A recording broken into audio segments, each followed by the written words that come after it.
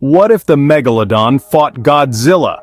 A question that has been a topic of many heated debates in the science fiction community. Imagine, if you will, a clash between two of the most fearsome creatures ever to have been imagined, one from the prehistoric depths of our seas, and the other from the realms of science fiction and cinema. This is not a mere battle. No, this is a clash of titans. On one side, we have the Megalodon, the largest shark to have ever lived. This prehistoric behemoth ruled our oceans millions of years ago, long before mankind ever set foot on Earth. With a length of up to 18 meters, the Megalodon was an apex predator, equipped with a jaw powerful enough to crush a small car and teeth as large as a human hand. Its strength was unparalleled in the water, but how would it fare against a creature from another realm? Enter Godzilla, the king of monsters, a creature born not from the annals of natural history but from the creative minds of science fiction authors and filmmakers. Towering at a colossal 120 meters, Godzilla is a behemoth of unimaginable proportions, armed with atomic breath, regenerative abilities, and an imposing physical stature. Godzilla is a force of nature, a symbol of the destructive power of atomic energy. A size comparison between these two would be like comparing a human to a skyscraper. The Megalodon, impressive as it is, pales in comparison to the gargantuan Godzilla. But size isn't everything, and the Megalodon is no pushover. It was a creature perfectly adapted to its environment, a predator at the top of its food chain.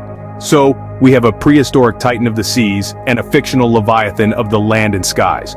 One ruled our oceans millions of years ago, the other, a fictional monster that has ruled our screens for over half a century. With these figures in mind, how might a battle between these two titans unfold? Imagine a world where Godzilla ventures into the deep sea, the home turf of the Megalodon. This is no ordinary face-off. It's a deep-sea duel where the stakes are as high as the creatures are mighty.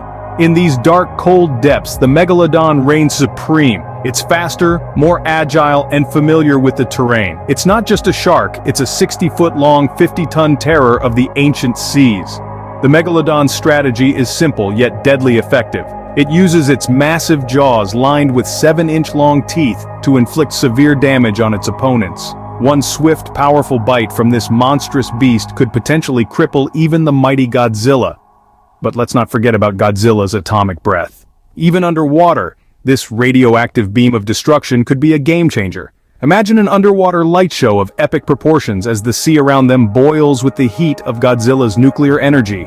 Godzilla, though not as agile in water, still holds the advantage of sheer size and the power to unleash hell with a single breath. This deep-sea duel is a battle of agility versus power, a contest of speed against size. It's the Megalodon's home turf advantage, its agility, and its deadly bite against Godzilla's atomic breath and sheer enormity. Could the Megalodon's home field advantage and deadly bite overcome Godzilla's atomic breath and sheer size? Now consider a clash that starts in the water but ends up on land, Godzilla's dominion. A battle that begins in the ocean, the Megalodon's playground, but finishes on terra firma, the stomping ground of Godzilla. One can't help but wonder how this would play out. Godzilla, the immense terrestrial titan, is well suited to land combat, boasting an impressive array of survival skills. Its massive size, combined with its strength, makes it a daunting adversary even for the mighty Megalodon. But the Megalodon, though a creature of the sea, is not a pushover. The oceanic predator, known for its ferocity and power, would not go down without a fight. In this situation, Godzilla would likely employ its own unique combat strategies. With its mighty tail, Godzilla could send shockwaves that would destabilize the Megalodon even before it could reach the shore. Godzilla's vicious claws, another formidable weapon in its arsenal, would come into play if the Megalodon managed to get close. The Megalodon, on the other hand, would have to rely on its agility in water and its powerful jaws to inflict damage. But once the fight moved to land, the scales would tip heavily in Godzilla's favor. This scenario paints an intriguing picture, doesn't it? A mighty clash between two prehistoric titans, each formidable in its own right. But the question remains, would the Megalodon even stand a chance once the battle moved to land, or would Godzilla's power be too much? We've explored some thrilling scenarios, but who would come out on top in a showdown between the Megalodon and Godzilla? To answer this, we must consider several factors. First, let's revisit the hypothetical scenarios we've discussed. In the deep-sea duel, the Megalodon, being a marine creature, would have a distinct advantage. This prehistoric shark, with its enormous size and powerful bite, could potentially deal some serious damage to Godzilla. However, Godzilla, with his sheer force and radioactive powers, is not a creature to be underestimated, even underwater. Now, if the fight were to take place both on land and sea, the scales might tip in favor of Godzilla. With his ability to walk on land and his deathly atomic breath, Godzilla could pose a significant threat to the Megalodon. The Megalodon, while it could still pose a threat in the water, would be at a significant disadvantage on land, given that it is a creature of the sea. Another factor to consider is the unique abilities of each creature. The Megalodon, with its speed, agility, and powerful bite, could potentially outmaneuver and wound Godzilla. On the other hand, Godzilla, with his strength, durability, and range of powers, could potentially overpower the Megalodon. It's a classic case of brute force versus agility and stealth. It's also important to note that these creatures lived in different eras. The Megalodon roamed the oceans millions of years ago, while Godzilla, a product of nuclear radiation, is a creature of the modern world.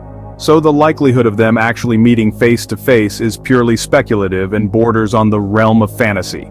In conclusion, the outcome of this hypothetical battle depends significantly on the location of the fight and the unique abilities of each creature.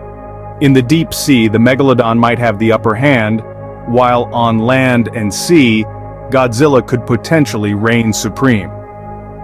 While we may never truly know who would win, it's fascinating to speculate on such a clash of titans.